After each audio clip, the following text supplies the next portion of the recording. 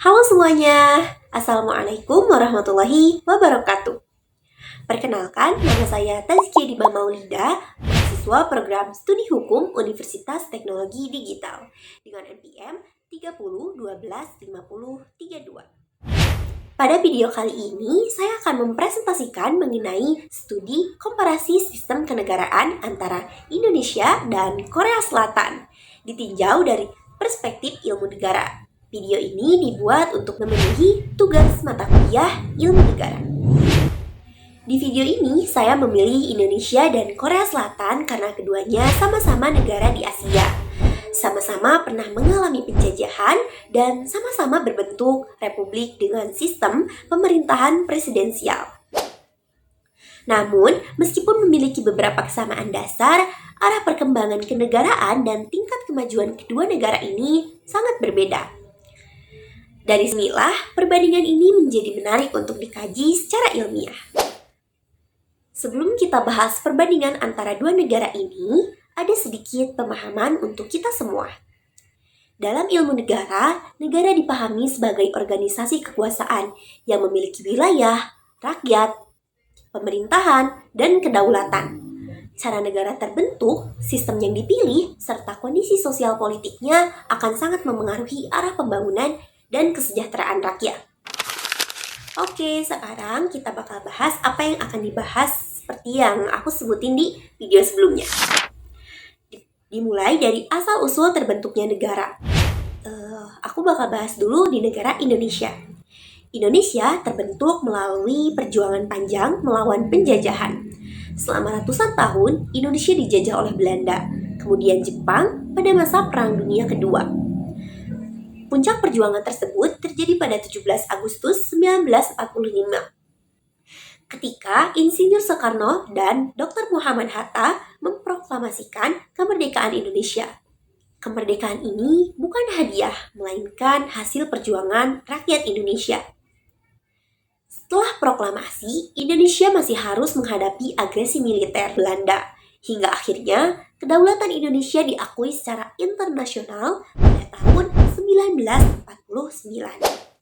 Berbeda dengan Indonesia, Korea Selatan terbentuk melalui proses geopolitik internasional. Sebelum tahun 1945, Korea berada di bawah penjajahan Jepang. Setelah Jepang kalah dalam Perang Dunia Kedua, wilayah Korea dibagi dua oleh kekuatan dunia. Korea Utara di bawah pengaruh Uni Soviet, Korea Selatan di bawah pengaruh Amerika Serikat. Perbedaan ini memicu Perang Korea dan akhirnya melahirkan dua negara yang terpisah hingga saat ini. Selanjutnya, aku bakal bahas bentuk negara. Indonesia dan Korea Selatan sama-sama merupakan negara kesatuan berbentuk republik. Namun, dalam praktiknya terdapat perbedaan. Indonesia menerapkan negara kesatuan dengan desentralisasi melalui otonomi daerah. Sedangkan di Korea Selatan menerapkan negara kesatuan yang lebih sentralistik dengan kendali kuat di pemerintah pusat.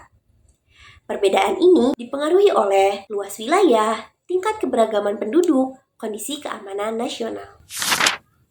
Sekarang kita bahas sistem pemerintahan. Pertama, negara Indonesia. Indonesia menganut sistem presidensial di mana presiden adalah kepala negara dan kepala pemerintahan.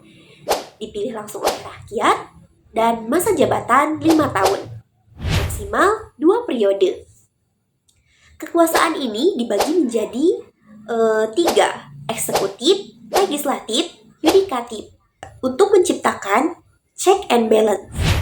Negara Korea Selatan juga menggunakan sistem presidensial, namun dengan perbedaan penting. Yang pertama, presiden hanya boleh menjabat 1 periode selama 5 tahun dan tidak dapat mencalonkan diri kembali. Aturan ini dibuat sebagai respon atas pengalaman masa lalu Korea Selatan yang pernah mengalami pemerintahan otoriter. Selanjutnya, ideologi negara. Negara Indonesia memiliki Pancasila sebagai ideologi negara yang berfungsi sebagai dasar negara, pedoman kehidupan berbangsa, serta pemersatu masyarakat yang majemuk.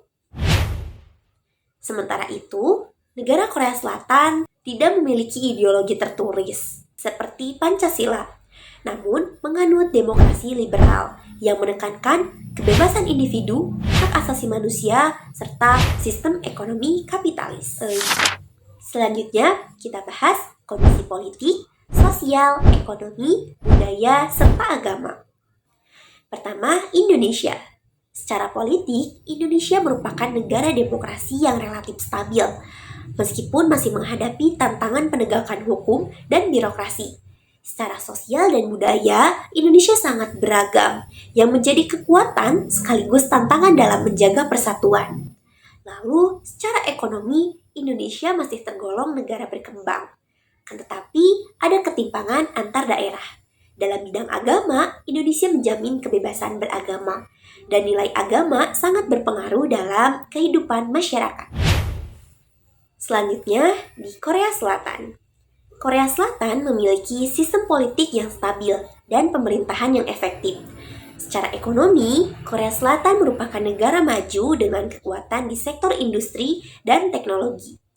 Lalu, budaya Korea berkembang pesat dan menjadi kekuatan soft power global melalui K-pop dan drama Korea. Namun, secara sosial, masyarakat Korea Selatan menghadapi tekanan hidup yang tinggi, terutama dalam pendidikan dan dunia kerja. Oke, sebelum video ini berakhir, aku akan kasih kesimpulan. Indonesia dan Korea Selatan memiliki latar belakang sejarah dan sistem kenegaraan yang berbeda, yang sangat memengaruhi arah pembangunan masing-masing negara. Indonesia unggul dalam kekayaan alam dan keberagaman budaya, sedangkan di Korea Selatan unggul dalam pengelolaan negara dan kemajuan teknologi. Perbandingan ini menunjukkan bahwa setiap negara memiliki kelebihan dan kekurangannya sendiri, serta dapat saling belajar dalam mencapai kesejahteraan nasional. Oke teman-teman, mungkin cukup sekian yang bisa aku sampaikan di video ini. Mohon maaf apabila ada kekurangan dan kesalahan dalam penyampaian. Terima kasih juga sudah menonton sampai akhir. Dadah!